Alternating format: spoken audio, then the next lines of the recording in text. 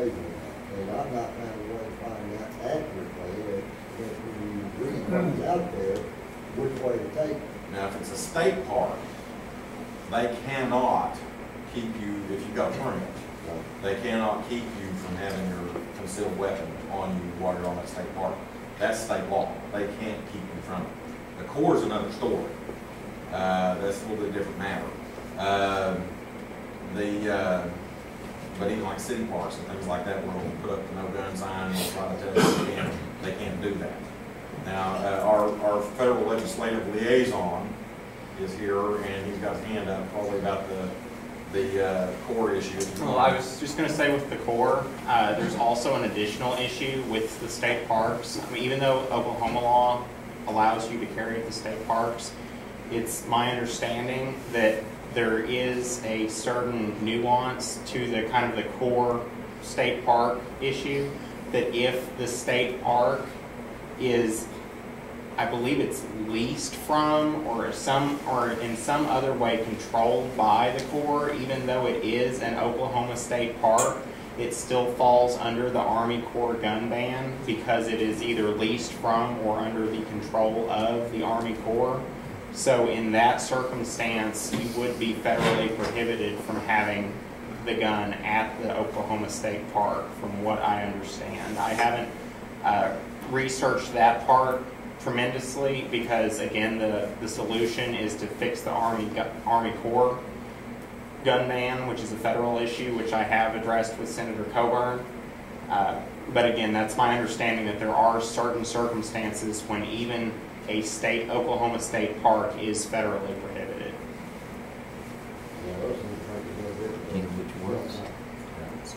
Well, it's difficult dealing with the Corps about anything. Down in Faught, all these folks who have property and on the Corps, they can't even build docks because of the Corps preventing them. So issues with that. Any other questions? All these federal agencies, they're in office like National Weather Service, where they're going to shoot you if you complain about their forecast. I don't know. His question was, what's with all the federal agencies ordering all the ammo? I don't know the answer to that. I know there's a lot of issues that we never think gun rights come into. On the state level, we had a new regulation for pet puppy mills. You probably dealt with that. They wanted to arm the officers to be able to, complete training to be able to go into some of the property. So, I mean, gun laws affect a lot of areas that we probably don't even want to think about.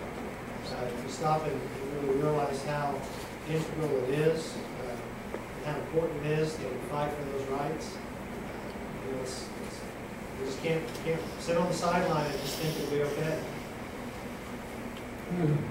I understand you say that you cannot carry the Corps land. His question is, he understood that you couldn't carry on Corps land. That's correct. That's right. Did you lose them somewhere? Because you can carry both. You perfectly legal to take the gun both. No, if it's a Corps land. You say so right on the thing, fiction. It don't matter. If it's Corps operated, that's federal, and then the federal law takes effect. Like what he was talking about, even if it's on a state park, but the state park is leasing the land from the Corps, it's the federal law that takes precedent, not the state.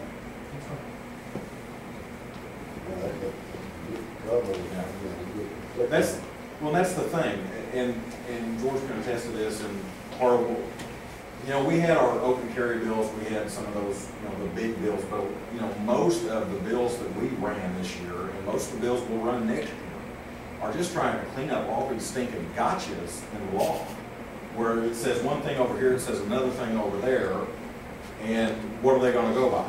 And so that's been the biggest part of the battle, is dealing with those things, and that's why, whether it's GOA or OK-02, get on our email list, so when we've got these bills that are coming up, that we have an opportunity to get something fixed. the bill that we got through that George carried on the police notification. That was one of those gotchas, or it could be a potential gotcha. And so that was big that we got that changed, and which it's not done away with totally. It's it now, instead of first contact, it's first opportunity. There was one state rep that's a former Howard Coleman that was just digging his heels in, so we had to kind of compromise a little bit there. But just at the first chance you get to say something to them when they let you talk. But that's November 1st, but that takes effect. So. Last solution we have, they got the driver's license, you see it's really takes service. He takes his driver's license and his concealed carry together, so he just holds it out the window and lets it go slides. Their first word out, you have your weapon on you. Well, you know, And it works real well, and you don't worry about spearing or anything like that. And you don't like that. They know it's not normal.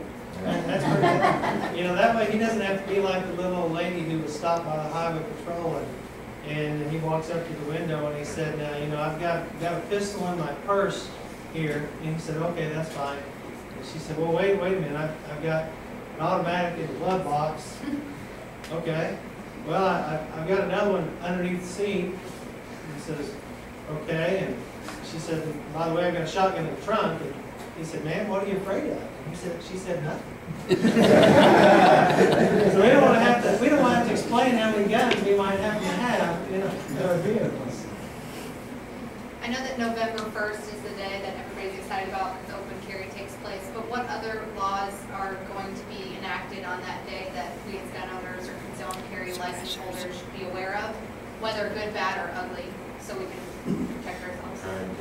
We had a really good year this year as far as gun bills go. Of course, open carry, your SDA license will then cover open carry or concealed, either one, doesn't matter. You don't have to go back through a course again or anything. If you've already got the license, you're good to go. Now, there are a couple of organizations that I know of that are having open carry breakfasts at 12:01 a.m. on November 1st. And we've been very careful to tell people, remember, as you're walking in there at 11:59, it's still illegal. So wait till November 1st to actually do that. But that of course is the big one. The police notification, one of the changes. If you're a first-time applicant right now, you know, you go to the sheriff, they fingerprint you, you give them all the stuff, they send it off, and the SBI sends your permit back to the sheriff, so you can take another day off work and try to figure out the 2 or 3 hour window that your sheriff allows you to come and pick them up and go get your permit. That after November 1st, they will just mail them straight to the applicant. We also,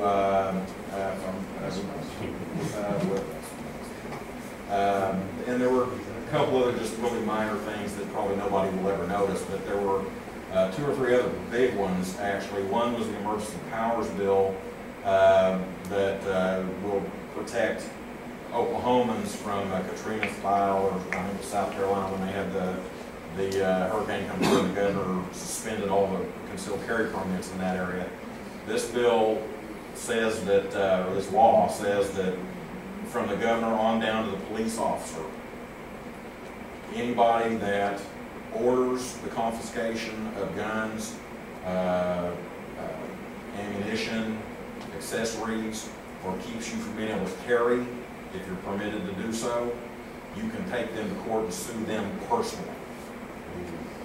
Hit them in the pocketbook, okay?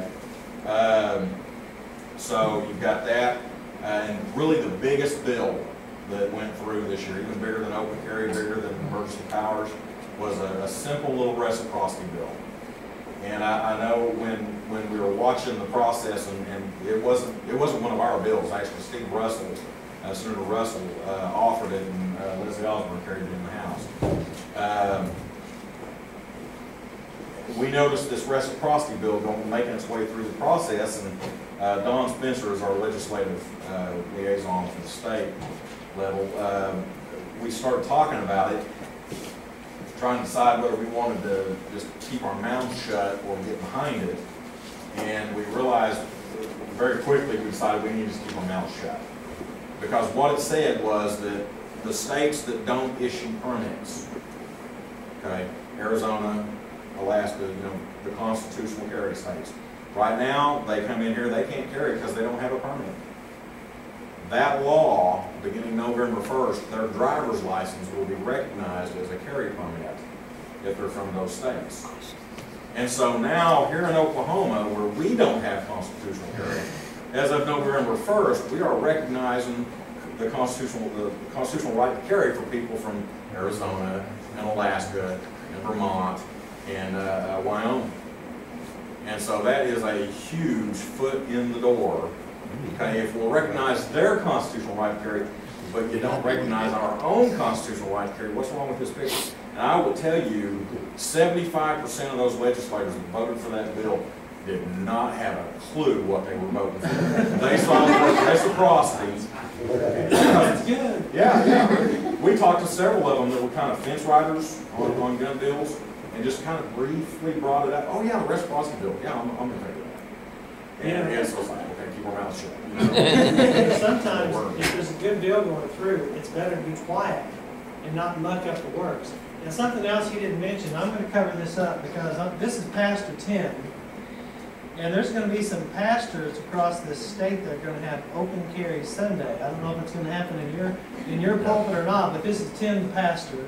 This is not Tim the whoever's underneath his hand. But there are some pastors that are going to celebrate open carry Sunday. That's actually going to be November 11th, and we're actually doing the Second Amendment Sunday, but obviously we're pushed to the open carry. So if you're a pastor, or if your pastor is a gun guy, get me your contact information. We'll get you a packet when the time comes. But yeah, one of the things, I'll say this real quick, one of the things that annoys me as a pastor is not just the pacification of our country, it's the pacification of the pulpit in our country. The Second Amendment is not a constitutional right, it's a God-given right that's constitutionally recognized. Amen. It is God that has given us the right to be able to defend ourselves. Constantly throughout the scriptures, Exodus 22, it says if a thief breaks in and his bloodshed or he dies, it's not your problem. Nehemiah, the book of Nehemiah, constantly throughout that book as they were rebuilding the city, he put the people next to their homes, so they were defending their homes, not just the city. It is our God-given right to defend ourselves. And I want to see the pulpit start saying that again. Turn the other cheek does not mean be a doormat. Sermon over.